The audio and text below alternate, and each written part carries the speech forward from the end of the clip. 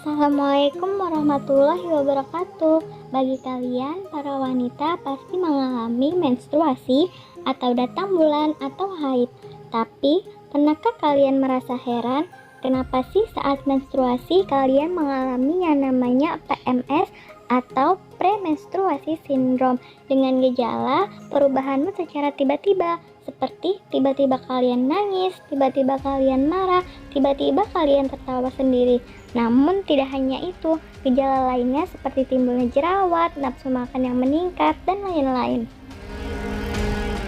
Ternyata ini ada kaitannya dengan fase menstruasi. Sebelumnya, yuk mari kita pelajari terlebih dahulu bagaimana sih menstruasi itu terjadi.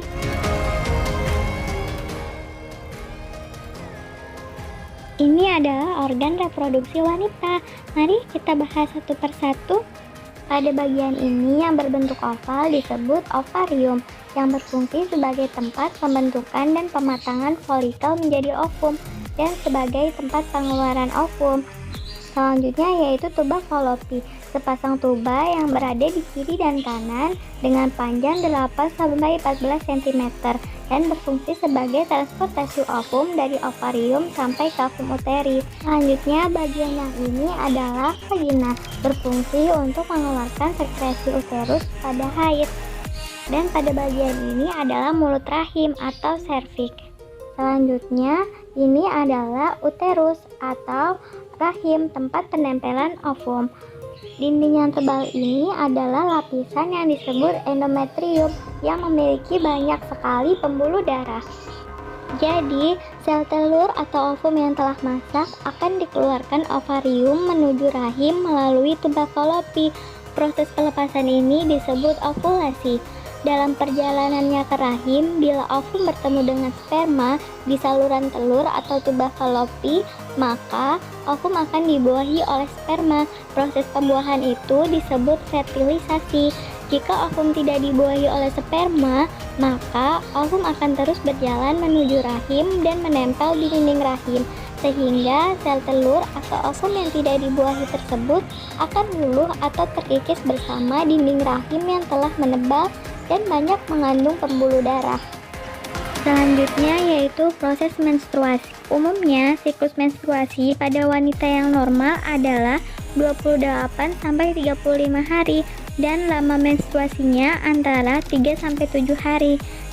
Siklus menstruasi ada 4 fase, yaitu praovulasi, ovulasi, pasca ovulasi, dan menstruasi. Yang pertama adalah fase praovulasi.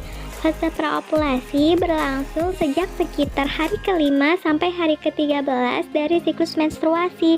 Pada fase ini terjadi kenaikan FSH yang berfungsi untuk menstimulasi pematangan folikel, mulai dari folikel primer, lalu folikel sekunder, sampai dengan folikel ini matang yang disebut dengan folikel de Graaff. Pada permukaan endometrium akan kembali menebal sekitar 4 hari atau menjelang perdarahan berhenti. Dalam fase ini endometrium tumbuh menjadi tebal kurang lebih 3,5 mm atau sekitar 8-10 kali lipat dari semula. Pada akhir tahap ini terjadi kenaikan hormon estrogen. Fase selanjutnya yaitu fase ovulasi. Fase ovulasi terjadi pada hari ke-14 saat estrogen naik. Ini menyebabkan FSH terhambat dan mengakibatkan LH menjadi meningkat. Peningkatan LH ini akan memecah folikel de Graaff atau folikel yang sudah matang dan mengeluarkan oosit sekunder dari dalamnya, sehingga oosit sekunder keluar dari ovarium dan bergerak menuju tuba falopi, sedangkan bekas folikelnya tetap tinggal di dalam ovarium. Fase selanjutnya adalah fase pasca ovulasi. Fase pasca ovulasi berlangsung pada hari ke-15 sampai hari ke-28. Bekas folikel yang kosong tadi berubah menjadi corpus luteum. Sebelumnya, karena adanya LH yang tinggi, ini menyebabkan corpus luteum berubah menjadi corpus luteum, di mana corpus luteum akan merangsang sekresi hormon progesteron dan hormon estrogen yang nantinya dapat menyebabkan dinding rahim atau endometrium mengalami penebalan. Umumnya pada fase pasca ovulasi wanita akan lebih sensitif sebab pada fase ini hormon reproduksi, progesteron dan estrogen mengalami peningkatan. Jadi wanita mengalami yang namanya PMS atau premenstruasi sindrom. Gejala PMS ini akan hilang begitu mulainya menstruasi atau bahkan 1-2 hari menjelang menstruasi.